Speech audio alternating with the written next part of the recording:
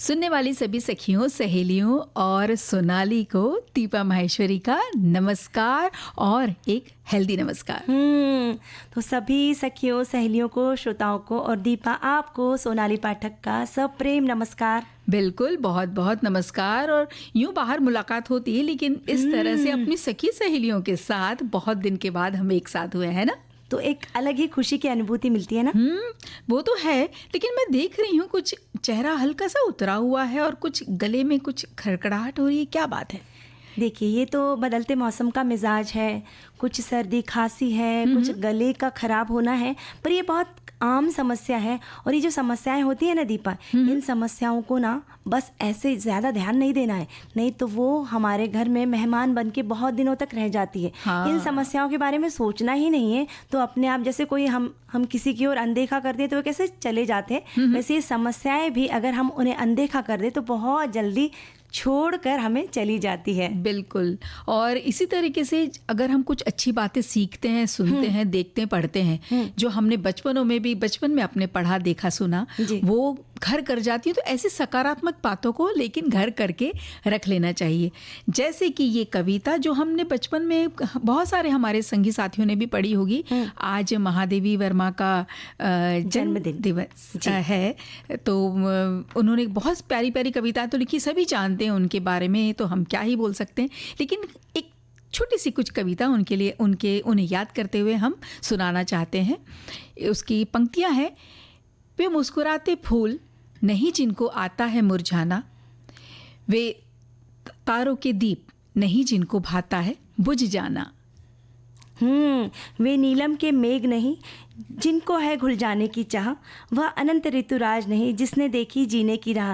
ये जो महादेवी वर्मा की जो कविताएं हैं, उनके जो साहित्य से जुड़े हुए बहुत सारी जो उनकी रचनाएं हैं, ये अपने आप एक सकारात्मकता का संदेश देती हैं। बिल्कुल, जो हम बचपन से पढ़ते आए हैं, है ना। बिल्कुल बिल्कुल। और इसी तरह से सकारात्मक रहते हुए हम अब आगे भी बढ़ते हैं और भी कई सारी बातें और आकर्षण है आज हमारे कार्यक्रम में। जैसे हम जरा याद करो कुर्बानी में सुनेंगे स्वतंत्रता सेनानी बटुकेश्वर दत्त के बारे में जानेंगे। वैसे सब जानते हैं और उन्हें श्रद्धा सुमन अर्पित करेंगे।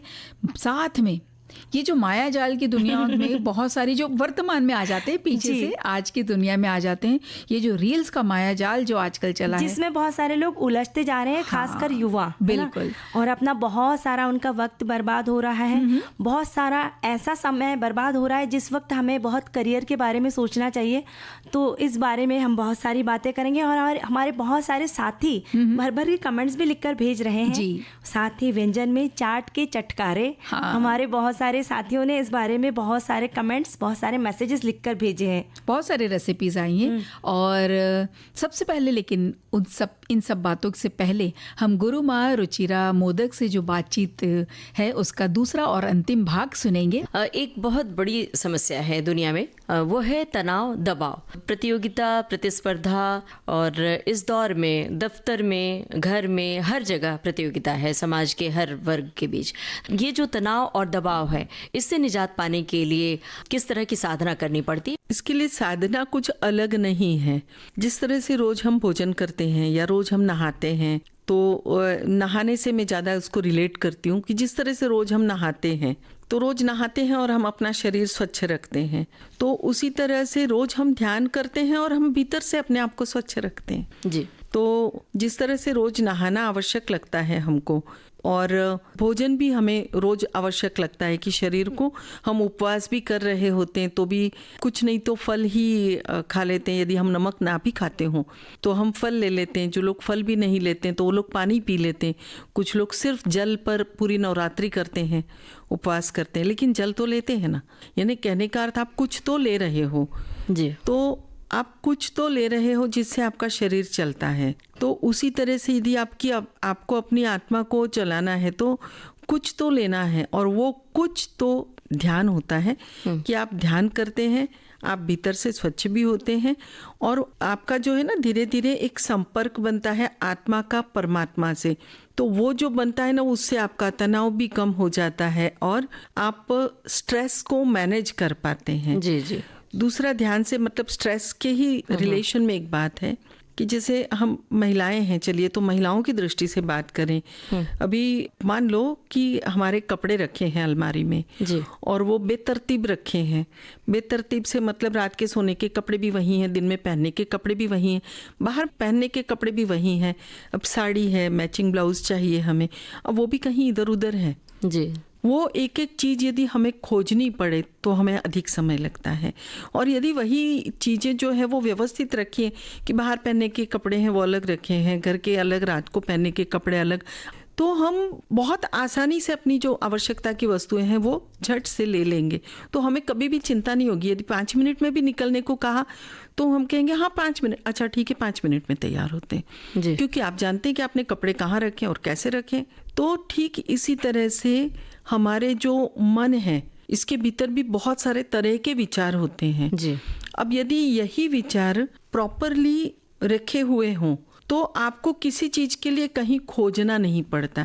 जिस तरह से आपके मोबाइल में आपकी फोटो गैलरी होती है जी जी। और आप उसमें अपने बच्चों के अलग रखते हैं, फैमिली फोटोग्राफ्स अलग है, आपके पर्सनल अलग है, कहीं घूमने गए उसके अलग है। अब किसी को दिखाना है कुछ तो आप उसमें से तुरंत फट से ढूंढ लोगे। मन के जो खप्पे हैं जिनमें वो विचार का है वो सब आपको सही समय पे मिल जाएंगे। यानी आप जो भी प्लानिंग कर रहे हो उससे रिलेटेड थॉट्स यदि एक ही जगह हैं तो आप करेक्ट समय पे करेक्ट विचार करोगे और सही विचार से सही आयोजन होगा और आपका काम झटपट होगा, टेंशन नहीं होगा। जी। लेकिन टेंशन कब होता है? जब आपको याद नहीं आता कि अब क्या, वो मैंने कुछ तो सोचा था, कुछ तो बाकी है, तो लेट मी थिंक।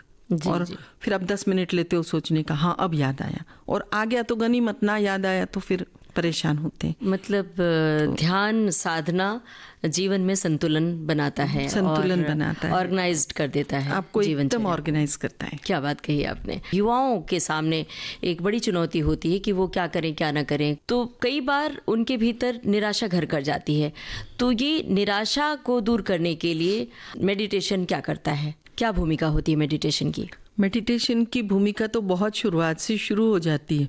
यानी यदि ठीक है, चलिए आज आप निराश हो गए हैं और आपने यदि आज से अभी तक कभी जिंदगी में कभी नहीं किया आपने मेडिटेशन और आप बहुत निराश हैं और आपने आज से शुरू किया, हम बोलते हैं ठीक है, मतलब देर आए दुरुस्त आए वाली बात, कोई बात नहीं है। तो भी आप ध्यान करना शुरू करते हैं तो आपकी निराशा का भाव धीरे धीरे करके दूर हो जाता है। और दूसरा, फिर आप अपने आप को समझ पाते हैं कि एक्चुअली आपको क्या करना चाहिए। आप गलत से मतलब कोई काम गलत नहीं होता है, सिर्फ हो सकता है आपकी दिशा गलत है, या जिसको कहते हैं ना, you are not meant for that, आप उसके लिए नहीं बने हैं जी। तो जैसे आपको लगता कुछ है, लेकिन जैसे मैंने मेरी पढ़ाई का ही कहा कि मैंने पढ़ाई तो न्यूट्रिशन में की लेकिन फिर जॉब टीचिंग में की, तो because I was meant for teaching जी। तो भले मैंने पढ़ाई कुछ भी की हो, मुझे तो टीचर और मैंने बहुत सक्सेसफुली पढ़ाया है। तो निराशा को दूर किया जा सकता है, बिल्कुल निराशा को दूर किया जा सकता है, वो आपको सही जगह पहुंचा देती है जी, और कुछ भी नहीं। कुछ बातें आप हमें बता रही थी कि रिश्तों को भी मैनेज किया जा सकता है ध्यान साधना से, तो इसमें साधना मतलब योग साधना या मेडिटेशन की क्या भूमिका है ध्यान के विषय में? कि हमारी जो देह है हर किसी की, मतलब वो किसी भी धर्म का हो, हम मानव है तो हम मानव देह को मान के चलते हैं। तो मानव देह में ऐसा कहा गया है कि 7 चक्र होते हैं और उन 7 चक्रों के जो स्थान हैं वो मूलाधार से लेकर के सहस्त्रार। मूलाधार जो है वो रीढ़ की हड्डी के नीचे त्रिकोणाकार अस्थि है, वहाँ मूलाधार चक्र है। उसके ऊपर मतलब त्रिकोणाकार अस्थि के ऊपर मूलाधार चक्र है। तो चक्र यानी कोई ऐसे आप सोचोगे कि एक्सरे में आपको कहीं चक्र नजर आएंगे, वैसा नहीं है, लेकिन वहाँ कुछ नर्व्स का गुच्छा सा होता है उसका, क्योंकि हर किसी का अपना इफेक्ट है हमारे शरीर पर। तो मूलाधार चक्र है, फिर स्वादिष्ठान चक्र है, फिर नाभि चक्र है, फिर हृदय चक्र है, फिर विशुद्धि चक्र यानी गले के पास का चक्र है, और उसके आगे आज्ञा चक्र यानी हमारी जो 2 आंखें हैं इसके बीच का जो भाग है मध्य बिंदु, वो आज्ञा चक्र कहा जाता है, और आज्ञा चक्र से ऊपर सहस्त्रार चक्र है। ये सब चक्र हैं, लेकिन ये सिर्फ मतलब क्या बोलते हैं उसको, ये सिर्फ मैं ज्ञान के लिए जानने के लिए कह रही हूँ, बाकी हमें तो इसके इफेक्ट से मतलब है। है ना, हमें इसका क्या उपयोग है, उसी से अधिक मतलब है। तो हमारे जो सभी चक्र हैं उसी से हमारा व्यक्तित्व बनता है कि कौन सा चक्र कितना स्ट्रांग है और कैसा है, उसके अनुसार हमारा व्यवहार और व्यक्तित्व रहता है। तो जब हम ध्यान करते हैं तो यदि कहीं दोष है भी तो वो अपने आप ही दूर होते हैं, तो वो सब संतुलित होते हैं, तो उसकी वजह से हम संतुलित होते हैं। और जो हमारे चक्र हैं उनमें किसी ना किसी का स्थान है। तो नाभि चक्र से हम शुरू करते हैं। उसके नीचे के जो 2 चक्र हैं वो हमारा चरित्र बनाते हैं और हमारा एजुकेशन डिसाइड करते हैं। स्वादिष्ठान चक्र जो है वो हमारे पढ़ाई लिखाई काम का है जी। वो विचारों को संचालित करता है, कंट्रोल करता है, संतुलित रखता है। लेकिन उसके ऊपर से जो रिश्तों की बात की ना हमने, तो वो जो नाभि चक्र है ये पति और पत्नी का स्थान है जी। अब उसके बाद में आगे का चक्र है हृदय चक्र, नाभि से ऊपर का चक्र हृदय चक्र। हृदय चक्र माता पिता का स्थान है और बच्चों का स्थान है जी। बच्चों के हृदय में माता पिता का स्थान होता है। तो यदि माता पिता ध्यान करते हैं तो बच्चों को अच्छा इफेक्ट जाता है, और यदि बच्चे ध्यान करते हैं तो माता पिता के कई बार होता है ना रिश्ते अच्छे नहीं होते, वो भी प्रभावित होते हैं। बच्चों के अच्छे ध्यान करने से माता पिता के रिश्ते अच्छे हो जाते हैं, सुधर जाते हैं, क्योंकि उनको वो एनर्जी मिलती है। एनर्जी या चैतन्य अमृत के समान है कि वो किसी में भी डालो तो वो पुनर्जीवन दे देगा उसको। जी बिल्कुल। और एक आदत में भी शुमार हो जाता है। अगर माता पिता कर रहे हैं तो बच्चे भी देख देख के सीख जाते हैं। और एक जो बहुत ज़रूरी मुद्दा है उस पर हम चाहते हैं कि संक्षेप में आप थोड़ा हमारे श्रोताओं को बताएं कि अभी जो युवा पीढ़ी है बहुत आक्रामक हो रही है। यूँ कहें कि युवा पीढ़ी या सारे लोग सड़क पर जा रहे होते हैं, आप अचानक गाड़ी रुकती है, 2 लोग भिड़ जाते हैं, लड़ने लगते हैं। तो ये जो आक्रामकता आ रही है, हिंसा की भावना आ रही है, इसको दूर करने के लिए किस तरह से साधना की जानी चाहिए, किस तरह से मेडिटेशन किया जाना चाहिए? कोई भी मेडिटेशन करने वाला व्यक्ति है वो हिंसक कभी हो ही नहीं सकता। उसके भीतर से हिंसा की भावना तो वैसे ही खत्म हो जाती है, वो कुछ गलत नहीं कर सकता। लेकिन इसका एक प्रभाव ये भी होता है कि जब हम ध्यान नियमित करते हैं तो हमारा एक आभा मंडल होता है और हमारे आसपास कुछ गलत नहीं होता है। और एक बहुत शॉर्ट में मैं बताऊंगी, चूंकि वो बहुत ज़रूरी लग रहा है मुझे कि रिश्तों का बताया था। एक ही चीज़ रह गई थी विशुद्धि चक्र की, कि यदि विशुद्धि चक्र यानी गले के यहाँ का जो चक्र है वो यदि आपका ध्यान करके क्लियर हो जाता है तो उसके कारण आपके रिश्ते आपके भाई बहनों से अच्छे हो जाते हैं। और ये चक्र जब सशक्त होता है तो वो आपको सफलता दिलाता है। तो यूथ को सफलता मतलब सभी के लिए आवश्यक है, बट यूथ के लिए थोड़ी ज़्यादा ज़रूरी है। तो ये चक्र यदि अच्छा हो जाता है तो आपको सफलता भी मिलती है, आप कन्विंसिंग नेचर के बन जाते हैं, यानी आप किसी को कन्विंस कर सकते हो किसी बात के लिए। आप जो सुझाते हो आपका सुझाव तुरंत मान लिया जाता है, जबकि सेम सुझाव कोई और दे तो शायद कोई ना माने। जी। कैसे ध्यान करें? ध्यान की मुद्रा मतलब कैसे बैठें कि ध्यान आपका ध्यान इसके लिए तो बिल्कुल ही देखने की ज़रूरत नहीं है, क्योंकि ध्यान जो है ना ये सुखासन में बैठ के करते हैं। यदि आप ज़मीन पे बैठ सकते हैं तो आप ज़मीन पे बैठ जाएं और ध्यान करें। आलती पालती मार के बैठ सकते हैं, वैसे बैठ करके ध्यान करें। आपसे नहीं वैसे बैठा जाता, आप पैर सीधे रख के ध्यान करें, कोई बात नहीं। आप कुर्सी पे बैठ के करना चाहें, कुर्सी पे बैठ के करें। सिर्फ एक है कि यदि आप कुर्सी पे बैठ के करते हैं तो पैर सीधे ज़मीन पे होने चाहिए और पैरों में जूते चप्पल ना पहने, और जहाँ तक हो आपके हाथ में कुछ भी टाइट नहीं होना चाहिए, क्योंकि क्या होता है ये एनर्जी का फ्लो रहता है। तो हम कुछ भी चीज़ जो टाइट पहनते हैं तो वो किसी की घड़ी बड़ी टाइट रहती है, किसी की अंगूठियाँ टाइट रहती है, या चश्मा है तो आप यदि चश्मा टाइट नहीं है, ढीला है तो कोई हर्ज नहीं है। लेकिन अदरवाइज जो भी टाइट आपने पहना है तो हालांकि पहन के ध्यान कर सकते हो, लेकिन ना पहने तो आपको ज़्यादा अच्छे से ध्यान होगा, फ्लो अच्छा रहेगा। जी जी। अब हमें लगता है कि आपकी बातों से हमारे तमाम श्रोता बहुत लाभान्वित हुए होंगे। आप विविध भारती के स्टूडियो में आई और इतना सारा वक्त दिया। पूरे विविध भारती परिवार की ओर से आपको हम धन्यवाद कहते हैं। मुझे भी बहुत अच्छा लग रहा है आपसे बात करते हुए और आपके माध्यम से सभी श्रोताओं के साथ बात करते हुए। धन्यवाद। नमस्कार। अभी आपने गुरु माँ रुचिरा मोडक से ममता जी की बातचीत सुनी आपने। भाग 2 और अंतिम भाग हमने सुना। कितने सुंदर विचार थे दीपा। बिल्कुल सोनाली, बहुत सुंदर ये विचार है। बस ज़रूरत है कि इन विचारों को अमल में लाने की ज़रूरत है, अपने जीवन में अपनाने की बहुत ज़रूरत है। सोनाली आज है बुधवार और हम याद करते हैं उन सेनानियों को जिनके बारे में हमें ज़रा कम जानकारी है। जी, तो आज हम याद करेंगे क्रांतिकारी बटुकेश्वर दत्त को। हाँ। जिन्हें बीके दत्त, बट्टू और मोहन के नाम से भी जानते थे लोग। उनका जन्म 18 नवंबर 1910 को ओनारी गांव पश्चिम बंगाल में हुआ था और आपकी प्रारंभिक शिक्षा कानपुर में हुई। छात्र जीवन से ही आप देशभक्ति की भावना आप में कूट कूट कर भरी हुई थी। कानपुर में आपकी मुलाकात भगत सिंह से हुई और दोनों एक दूसरे से बहुत ज़्यादा प्रभावित हुए। पढ़ाई ख़त्म करके बटुकेश्वर दत्त कोलकाता आए और वहाँ जाकर अंग्रेज़ों के खिलाफ आंदोलन में वो हिस्सा लेने लगे। और जब अंग्रेज़ों द्वारा क्रांतिकारियों को गिरफ्तार करने का तीव्र अभियान चलाया गया, तब सारे क्रांतिकारी भेष बदलकर अपने अपने घरों से दूर जाकर देशव्यापी अभियान चलाने लगे और भगत सिंह भी भेष बदलकर कोलकाता पहुंच गए। वहां फिर से उनकी मुलाकात बटुकेश्वर दत्त से हुई और बटुकेश्वर दत्त भगत सिंह को अपने पैतृक गांव ओदी लेकर गए, जहां कुछ दिनों तक दोनों साथ में रहे। पुलिस को जब पता चला तो वे दोनों एक सुरंग में छुपकर रह रहे थे। यानी देखिए कितनी बड़ी बात है ना। बिल्कुल बिल्कुल। और फिर आगे ये हुआ कि उन्होंने फिर से गतिविधियां, अपनी जो क्रांतिकारी गतिविधियां हैं ना, उनमें उसके लिए योजना बनाई और विधानसभा में बम फेंकने की इस बार उन्होंने योजना बनाई थी। जी, यानी विधानसभा में बम फेंकने की योजना बनाई थी। और इसमें इस काम को अंजाम देने के लिए भगत सिंह, सुखदेव, राजगुरु और बटुकेश्वर दत्त के नाम सुझाए गए। हाँ। और इस योजना की रणनीति तैयार की गई और 8 अप्रैल 1929 को सुबह 11 बजे असेंबली का सत्र शुरू हुआ।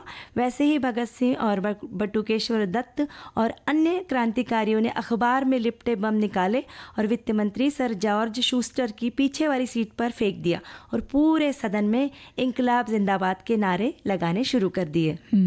इस बम विस्फोट के कारण जन सुरक्षा कानून विधेयक पारित नहीं हो पाया था और जितने भी क्रांतिकारी थे उन सबको गिरफ्तार कर लिया और फिर आजीवन कारावास की सजा सुनाई गई। जेल में क्रांतिकारियों के साथ बहुत उनके साथ बुरा व्यवहार हुआ, तो क्रांतिकारियों ने भूख हड़ताल ये उन्होंने कर दी कि हम जी।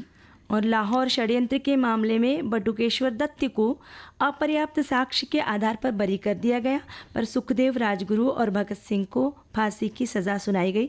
इस बात का बटुकेश्वर दत्त को बहुत बुरा लगा कि मेरे सारे साथियों को फांसी पर चढ़ाया पर मुझे क्यों नहीं चढ़ा गया।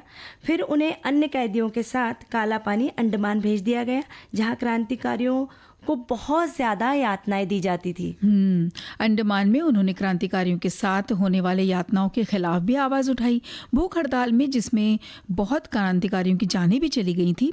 18 जनवरी 1938 को अंडमान जेल में बहुत सारे क्रांतिकारियों को देश के जो मुख्य जेल है उसमें उनको स्थानांतरित किया और बटुकेश्वर दत्त को भी फिर उसी दौरान दिल्ली जेल में भेज दिया गया था। फिर दिल्ली जेल में उनकी बहुत हालत बिगड़ने लग गई थी। फिर उन्हें रिहा कर दिया गया, पर फिर 1942 में भारत छोड़ो आंदोलन में फिर से वे सक्रिय हो गए और उन्हें जेल में बंद कर दिया गया। फिर आज़ादी के बाद ही उन्हें जेल से रिहा किया गया। जी, और इतनी यातनाओं को जो उन्होंने सहा, बहुत उन्होंने यातनाओं को सहना पड़ा था और जिसके कारण उनको हड्डी का कैंसर भी हुआ। बाद में उससे बहुत पीड़ित हो गए थे वो। और 20 जुलाई 1965 को बटुकेश्वर दत्त ने अंतिम सांस ली।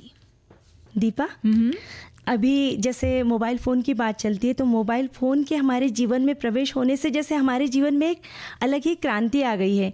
इसके माध्यम से हम दुनिया भर के लोगों से जुड़ गए हैं, अपनी बातें, अपने विचार हम लोगों के सामने रखने लगे हैं। हाँ। और अब तो इन रील्स के माध्यम से हमारा बहुत ज़्यादा मनोरंजन भी हो रहा है, ज्ञानवर्धन हो रहा है, लोगों की क्रिएटिविटी में बढ़ोतरी हो रही है, पर इसके कुछ नुकसान भी है ना। हाँ भाई, मैं भी यही कहना चाह रही थी सोनाली। देखो, क्रिएटिविटी है, ज्ञान भी बढ़ रहा है, सारी बातें अपनी जगह है पर है, लेकिन सोशल मीडिया की रील्स एक माया जाल की तरह हमें उलझाती भी जा रही है। ये बात भी देखो सही है और हर दिन हम इस माया जाल में उलझते ही जा रहे हैं। नहीं लगता क्या ऐसा? तो बहुत ऐसा लगता है कि, और खासकर ना बुरा कब लगता है कि जो विद्यार्थी जीवन होता है वो बहुत महत्वपूर्ण समय होता है और उस वक्त ये लोग जो है ना रील्स में उलझते जाते हैं, तो ऐसा होता है ना कि ये समय फिर से नहीं आएगा हमारा। तो इस बात में बहुत ध्यान देना चाहिए और खासकर ना छोटे बच्चों को भी आजकल पेरेंट्स जो है इन रील्स के माध्यम से उलझाते जा रहे हैं, तो उनका बचपन नहीं छीनना चाहिए, क्योंकि एक बार हमारी जीवन में जो बचपन आता है बहुत मासूमी अहमियत भरा होता है, ये बचपन बार बार नहीं आता है।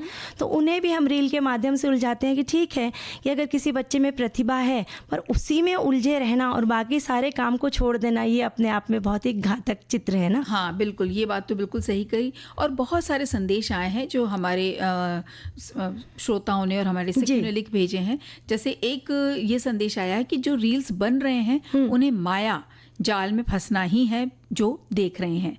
वो कौन से माया जाल में हैं जो एक नशे की तरह लद गया है। देखने पर उन्हें माया नहीं मिलने वाली है, हाँ जो बना रहे हैं शायद उन्हें मिले। यानी ये माया से उनका कहने का मतलब है, उन्होंने ये भी बताया है कि पैसे के बारे में बात करें। जी, हमारे एक साथी लिखते हैं रील्स का प्रभाव व्यक्ति पर निर्भर करता है, वह इसका इस्तेमाल कैसे करता है। रील्स का इस्तेमाल मनोरंजन और रचनात्मकता के लिए किया जा सकता है, लेकिन अगर इसका इस्तेमाल अधिक मात्रा में किया जाता है तो यह नकारात्मक प्रभाव भी डाल सकता है। इसलिए रील का इस्तेमाल संतुलित तरीके से करना चाहिए। अच्छा, जैसे ये बात हो रही थी ना कि इसके नुकसान भी होते हैं जी। तो एक ये घटना हमारे श्रोता ने साझा की है कि अभी हाल ही में एक परिचिता बता रही थी कि बेटी बाहर पढ़ने जा रही थी तो एक स्मार्टफोन उसे दिया। रील बनाने के चक्कर में गाड़ी से हाथ बाहर निकाल कर बना रही थी वो रील। अचानक किसी चीज़ से झटका लगा और मोबाइल तो गया, हाथ में मोच भी आ गई। जब तक गाड़ी रोककर मोबाइल को ढूंढे तब तक कोई उठाकर मोबाइल ले गया। रील्स बनाने में एक ऐसा पैसा तो कुछ हाथ नहीं आया, लेकिन मोबाइल भी गया और लड़की के हाथ में फ्रैक्चर भी हो गया। हो ऐसी दुर्घटनाओं से सचमुच दिल दहल जाता है। हमारे एक और साथी ने ये भी लिखा है कि एक नव विवाहित जोड़ा था, मोटरसाइकिल पर जा रहे थे और हमारे राज्य नर्मदा के पुल से होकर जा रहे थे और बरसात का मौसम था और बस युवक को लगा कि पत्नी को बोला कि तुम पुल के ऊपर बैठो जहाँ पर रेलिंग होती है और मैं तुम्हारी रील बनाता हूँ। और उन्होंने साड़ी पहनी हुई थी, बस थोड़ी देर बैठी रही और उनका हाथ छूट गया और नर्मदा नदी में गिर गई। तो ये ऐसी दुर्घटनाओं से सचमुच दिल दहल जाता है। अच्छा, कुछ साथी बहुत ही ज़्यादा नाराज़ हैं ये रील बनाने के तौर तरीकों से। एक ने तो लिखा है कि मुझे तो रील पसंद ही नहीं आती है और ना ही मैं देखती हूँ, बहुत बकवास चीज़ है, इसको बंद कर देना चाहिए। जान चली जाए तो चली जाए पर रील ज़रूर बनाएंगे। यानी नाराज़गी भी उन्होंने जताई है कि भाई इतना भी क्यों बनाना कि किसी की जान ही चली जाए। हमारे एक साथी लिखते हैं रील्स का उपयोग मनोरंजन के लिए किया जा सकता है, लेकिन आजकल बच्चे और बड़ों दोनों में ही एक लत होती जा रही है। युवा वर्ग खतरनाक जगहों पर जाकर रील्स बनाकर सोशल मीडिया पर अपलोड करने लगा है और अपने फॉलोअर्स बढ़ा रहे हैं। वहीं छोटे बच्चे इसकी गलत लत का शिकार हो रहे हैं। मेरी बेटी जब भी आती है, उसका 4 वर्षीय बेटा मोबाइल लेने की जिद करता है तो मैं उसे दे देती हूँ। वो बैठा बैठा रील्स देखता है। एक दिन बोलता है मम्मा चलती ट्रेन के सामने खड़े होने से कुछ नहीं होता, ऐसे रील्स किसी रील्स में मैंने देखा है। तब वो कितना भी जिद करे हम उसे मोबाइल नहीं देते। बाप रे, देखिए छोटा सा बच्चा कह रहा है कि देखिए रील वाला जो था वो ट्रेन के सामने खड़ा हो गया तो उसे कुछ नहीं। मैंने बच्चों में कितनी ऐसे विचार आ रहे हैं, तो ये सचमुच बहुत खतरनाक है और सोचने की बात है, विचारणीय भी है। अच्छा, स्वास्थ्य विशेषज्ञ कहते हैं कि ये भी एक संदेश है जिसमें उन्होंने बताया कि स्वास्थ्य विशेषज्ञ कहते हैं बहुत अधिक रील देखने की आदत सेहत की लिए कई तरह से नुकसानदायक हो सकती है। ये आपके किसी काम में लंबे समय तक ध्यान केंद्रित करने की क्षमता, मेंटल हेल्थ को भी प्रभावित करती है। साथ ही लंबे समय तक रील देखने रहने से शारीरिक सक्रियता कम हो जाती है।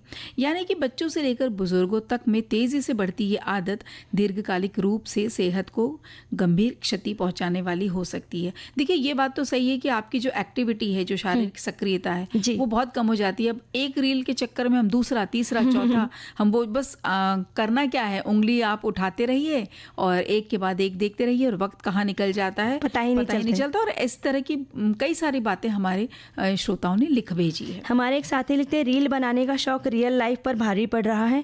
लाइक्स और कमेंट्स के लिए युवा अपनी जिंदगी दांव पर लगा रहे हैं। रील बनाने के चक्कर में कई लोग जेल की हवा भी खा चुके हैं, लेकिन आदत छूट नहीं रही है। हाँ, ये बात तो है बिल्कुल। अच्छा, एक संदेश ये है कि रील का असर न सिर्फ हमारे निजी जीवन पर पड़ रहा है बल्कि हमारे संस्कार और संस्कृति भी इसकी चपेटे में आ रही हैं। ये कहती हैं कि हमारे त्यौहार हमेशा से मिलने और खुशी मनाने के साधन होते थे, लेकिन रील्स और सोशल मीडिया की वजह से हम रियल दुनिया से हटकर अलग ही दुनिया में जा रहे हैं। ये बात तो सही है। हम अब त्योहारों में देखो ना, तैयार होते हैं और सबसे पहले ये लगता है फ़ोटो खींचे, रील बनाए, गाने ढूंढते रहते हैं। तो ये बदलाव तो ज़िंदगी में आता है। अब यूं कहे कि नहीं हम नहीं करते हैं, ऐसा नहीं है। छोटे मोटे तौर पे तो सभी के घरों में ये चीज़ें हो रही हैं।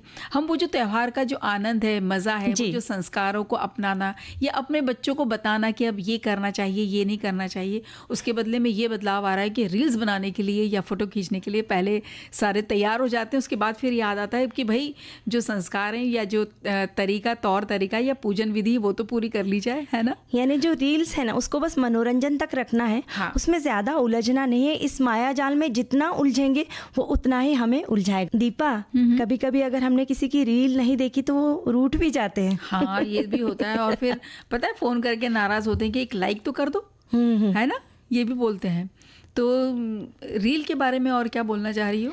ये हमारे एक साथी लिखते हैं, रील का माया जल, ये सच में रील का माया जाल सच में आजकल बहुत बड़ा माया जाल बना है। हम रील देखने में खो जाते हैं, हमें पता ही नहीं चलता हम 2-3 घंटे कैसे बीत गए। बस स्क्रॉल करते जाते हैं और दिल हमारे सामने आती है, हम उसे देखते रहते हैं और दिन बीतता जाता है। हमारे समय को कितना बर्बाद होता है। हम अपने काम को छोड़कर 2-3 घंटे इसी में लग जाते हैं। इसलिए रील्स देखें पर इसका उपयोग कम से कम करें।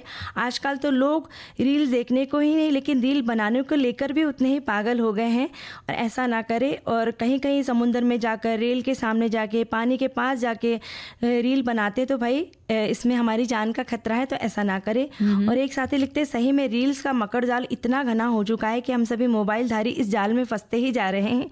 सभी कामकाज भूलकर बस एक बार शुरू नहीं हुए कि फिर मोबाइल बंद करने का नाम ही नहीं लेते हैं। एक और कमेंट आया है, कहते हैं कि रील बनाने का शौक रियल लाइफ पर भारी पड़ सकता है। लाइक्स और कमेंट्स के लिए युवा अपनी ज़िंदगी दांव पर लगा रहे हैं। रील बनाने के चक्कर में कई लोग जेल की हवा भी खा चुके हैं, लेकिन ये आदत नहीं छूट रही है। भाई देखिए, हम इस आदत को इस तरीके से तो नहीं अपनाएंगे। ठीक है, शौक है, वहाँ तक ठीक है। तो चलिए, बात शौक की हो रही है तो क्यों ना समोसा, चाट, पकौड़ी पे बात चली जाए। हमारे एक साथी ने लिख कर भेजा है। हाँ तो पढ़ दे। हाँ बिल्कुल, इसकी समोसा चाट की ये रेसिपी आई है और इसमें जो सामान लेना है वो लेना है 2 समोसे, 6 पापड़ी, 3 टेबलस्पून दही, 1/4 चम्मच स्पून प्याज, 1/4 टेबलस्पून टमाटर, बारीक कटा हुआ हरा धनिया 2, ये तो आप जैसे चाहें वैसे ले सकते हैं। धनिया पुदीने की चटनी, इमली की चटनी, ये तो खटाई मिठाई आपके ऊपर है कितना तीखा या कितना मीठा लेना है। लाल मिर्च पाउडर आधा टीस्पून, चाट मसाला लेना है थोड़ा सा, और 1 कप ऊपर से डालने वाला सेव लेना है। अब बनाना कैसे है इसे, गरम समोसे लें और एक प्लेट में उन्हें छोटे छोटे टुकड़े में तोड़ लीजिए। पापड़ी भी तोड़कर समोसे के ऊपर फैलाएं। दही को फैट लें और उसके ऊपर, ताकि कोई लंप ना उसमें पड़े, और फिर समोसे के ऊपर डाल दें। अब इस पर आप चटनियाँ डालें। अगर आप चटनी को खट्टा मीठा फ्लेवर देना चाहते हैं वैसे बना सकते हैं, जैसे चाहें आप चटनी का स्वाद तो वैसा ले सकते हैं। और प्याज और टमाटर से गार्निश कीजिए। चाट के पर अपने जो सेव आधी कटोरी ली थी, 1 कटोरी जो ली थी वो डालें, और ताकि उसमें क्रिस्पी स्वाद और आ जाए। अब भाई चाट के साथ, समोसे की चाट हो तो उसके साथ तो 1 कप गर्म चाय होती है तो उसका साथ लिया जाए। और एक हमारी सखी ने भी एक चाट की रेसिपी लिखकर भेजी है, मिक्स सब्जियों के चाट।